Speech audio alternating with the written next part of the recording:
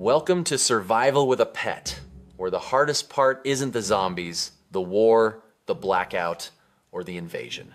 The hardest part is doing all of that while being responsible for a living creature that has absolutely no understanding of what's happening and zero interest in adapting politely. Let's set the scene. Pick your apocalypse flavor: war, total blackout, invasion, civil unrest, or the classic zombie-style breakdown where people stop being people and suddenly think your brain looks like a snack. It honestly doesn't matter which one you choose. The outcome is the same.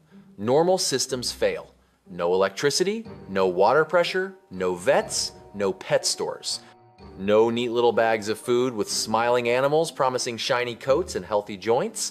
Suddenly your pet becomes two things at once: a liability that can get you noticed when you don't want attention, and an emotional anchor that keeps you grounded when everything else is falling apart. And that anchor isn't poetic or symbolic, it's very real. When systems collapse, people lose routine, comfort, structure, and a sense of future. Your brain starts quietly whispering that nothing matters anymore. Pets interrupt that spiral. They force action. You have to feed them, move them, protect them, calm them. You'll talk to them, even if you pretend you won't. You'll find yourself whispering, "We're gonna be okay," to a dog whose only thought is whether that suspicious rat is edible. That responsibility can keep you alive mentally, but it can also get you killed physically if you don't think it through. So let's talk about the real problems people avoid thinking about and the practical ways to deal with them. First problem is noise. Silence equals safety. In a blackout or invasion scenario, noise is basically advertising your location. The loudest thing in your home isn't the chaos outside. It's your dog barking because someone walked past the building, or your cat knocking something metallic onto the floor at the worst possible moment. Pets don't understand danger the way you do. They default to personality. Some dogs bark because they're protective, some because they're anxious, some because they're bored, and some because a leaf existed incorrectly. Cats are quieter, but they're experts at dramatic midnight screaming. The goal isn't to make them silent forever. That's fantasy. The goal is to reduce triggers and lower stress. Pets mirror you. If you're frantic, they're frantic. If you're calm, predictable, and slow, they settle faster. Control the environment. Cover windows at night so shadows don't trigger reactions. Keep them away from doors and entry points. Use a leash indoors if you have to. Create a boring, dark, consistent, safe spot. And if you ever have to move through populated areas, a trained muzzle for dogs isn't cruelty, it's risk management. It only works if it's introduced long before chaos starts. If you try it for the first time during a crisis, your dog will act like you've personally betrayed them. Second problem is food. This is where comforting fantasies die fast.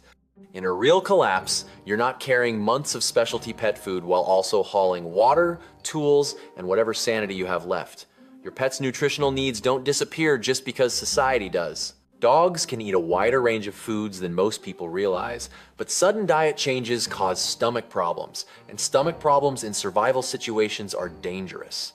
Diarrhea means dehydration, smell, weakness, and you cleaning messes with limited water like you've time traveled to the Middle Ages. Cats are even less flexible. They're obligate carnivores.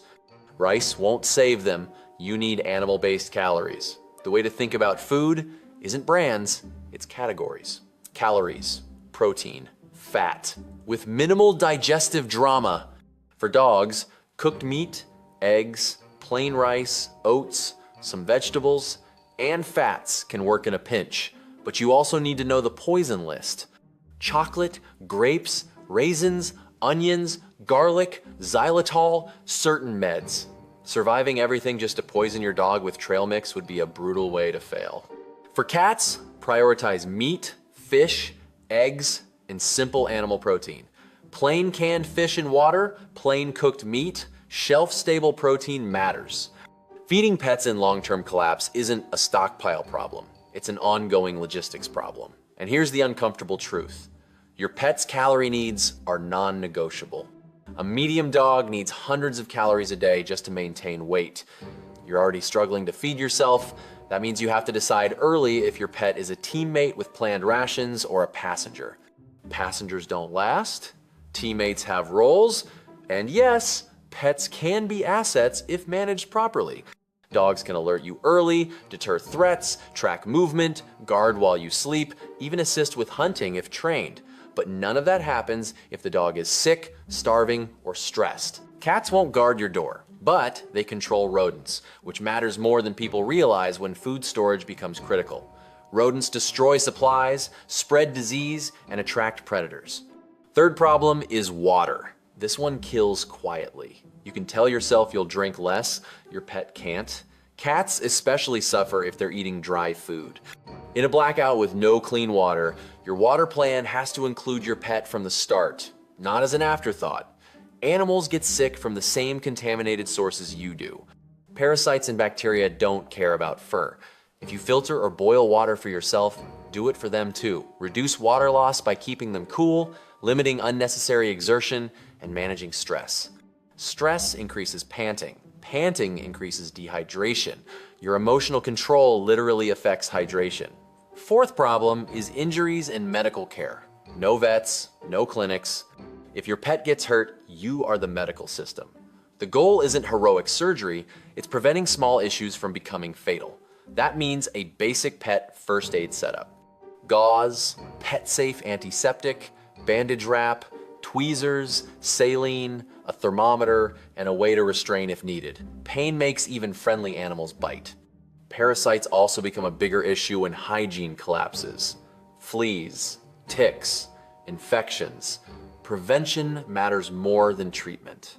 I'm not saying buy everything, but I did put together a realistic first aid reference list in the description because most people either overdo it or have nothing at all. Fifth problem is evacuation. This is where most plans fall apart because the plan is just, I'll leave. With what? In what? And how exactly are you moving your pet? If you've ever tried to put a panicked cat into a carrier, you already know it's like wrestling liquid anxiety with knives.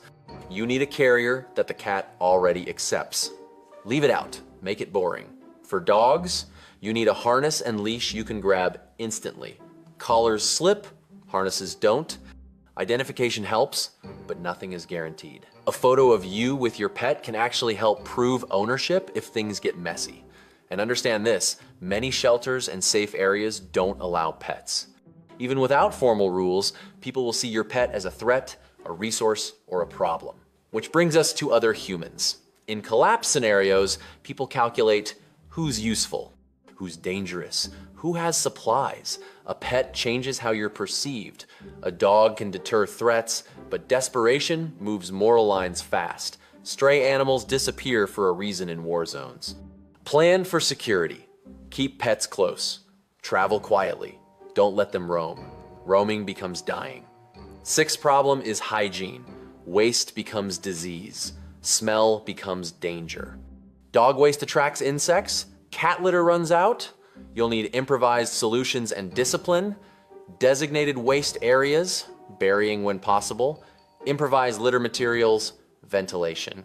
It's not glamorous, it's necessary. Seventh problem is temperature and shelter. Pets don't regulate temperature like humans. Thick coats overheat, thin coats freeze. Wet plus cold is deadly.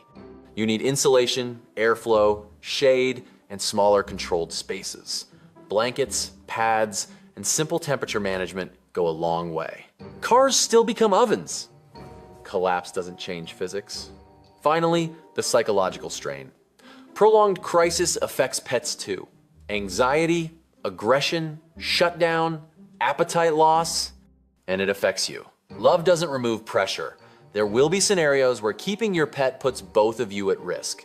Ignoring that reality doesn't make you compassionate, it makes you unprepared. Planning in layers is how you avoid impossible decisions. Short-term disruptions first. Power outages, water issues, local unrest. Your goal there is simple.